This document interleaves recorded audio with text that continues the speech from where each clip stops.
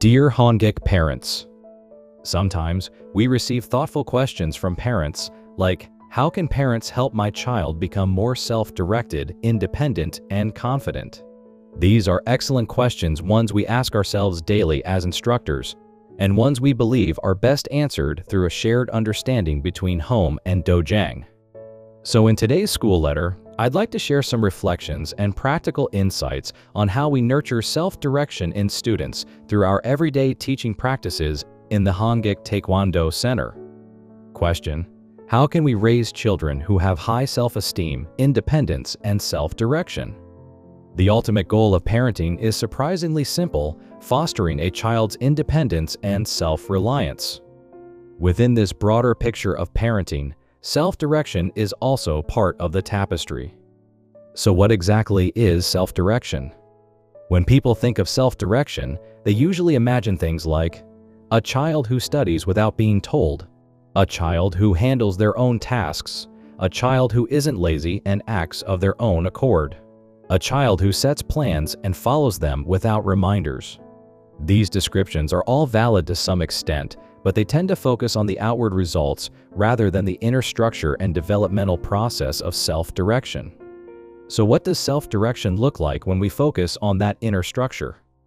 It is, quite simply, the strength to help oneself. When that strength is expressed outwardly, others see a child making their own choices, taking action, and accepting responsibility. In summary, from a parent's perspective, if you want to foster a self-directed child, you need to help your child learn to help themselves. But what does that actually mean for parents? The answer is straightforward yet profoundly challenging: let your child help themselves. Surprisingly, this is often the hardest thing for parents to do. Children are not born knowing everything. At birth, they only possess the basic functions necessary to survive. The rest develop gradually through growth and experience. Naturally, when learning, their attempts are awkward and filled with errors. As they grow and absorb new information that's unfamiliar and not yet internalized, they often feel awkward, tense, anxious, fearful, or frustrated. This discomfort is a completely normal part of a child's experience. Yet many parents, witnessing their child's struggle, often feel compelled to step in and solve the problem for them. But when that happens, the child misses a key opportunity to practice helping themselves. Even with the best intentions, parents may inadvertently deprive their child of opportunities to build self-help skills. A child who is repeatedly helped by parents stepping in to solve their problems will begin to expect that anytime they face even a small challenge or discomfort, their parents will take care of it. As a result, they develop a strong tendency to rely on their parents. For example, imagine a child learning to brush their teeth for the first time.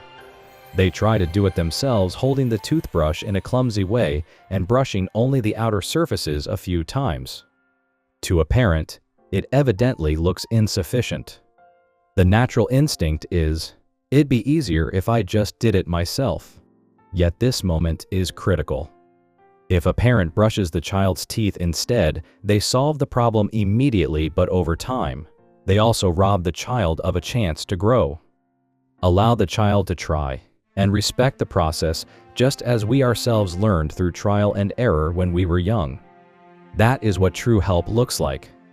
If the child brushes and proudly says, "I'm done," but their teeth are still unclean, most parents might instinctively say, "You didn't brush at all. Come here, I'll do it. Watch how it's done." However, saying it this way can help nurture a child's self-direction even more. "Wow, I love that you tried it yourself. Tomorrow, let's work on brushing the inside. I'll show you how, and I know you'll do even better." No one becomes perfect on the first try. Learning is a process involving mistakes, failure, frustration, repeated attempts, and persistence. Children need to go through that fully exploring, struggling, and growing so they can develop inner strength, the capacity to help themselves. When a child needs support, real help isn't doing it for them, it's creating an environment in which they can try and grow, while the parent patiently waits. It's tempting to think, if I just do it, it'll be faster and neater. And that urge is even stronger when your beloved child cries and pleads for help.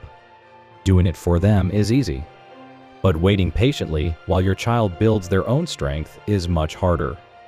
Withdrawing the fixing hand, that is what enables a child to become truly self-directed. It's certainly important to give children choices to nurture self-direction. However, that does not mean granting unlimited choices in all situations.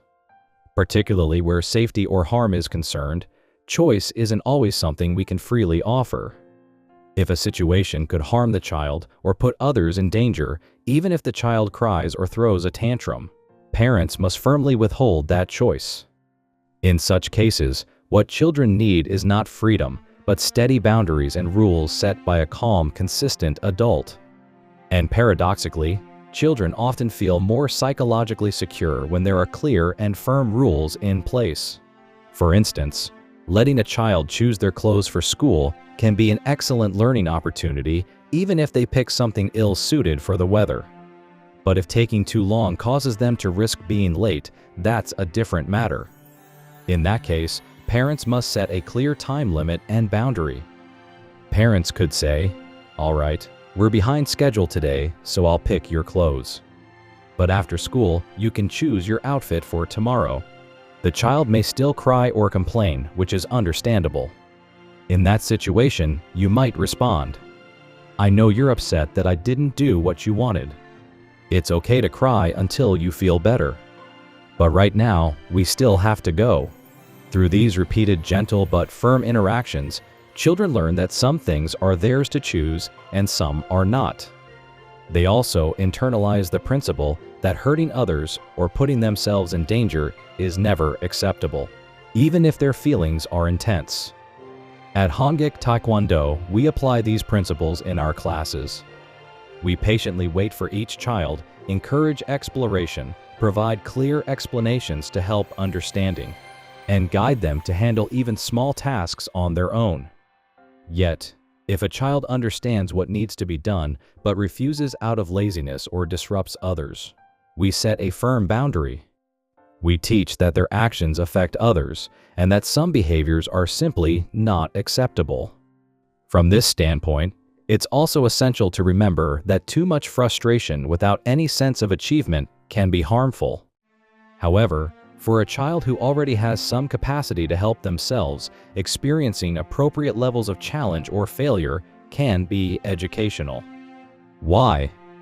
Because through such frustration, a child learns how to regulate themselves and figure out what to do next, which is the essence of true self-direction. From an adult's point of view, a child's behavior may seem clumsy, incomplete, or inefficient.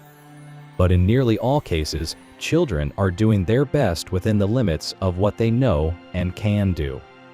Like adults, children make mistakes not because they want to fail, but because they genuinely want to do well. No one child or adult intentionally tries to ruin their life.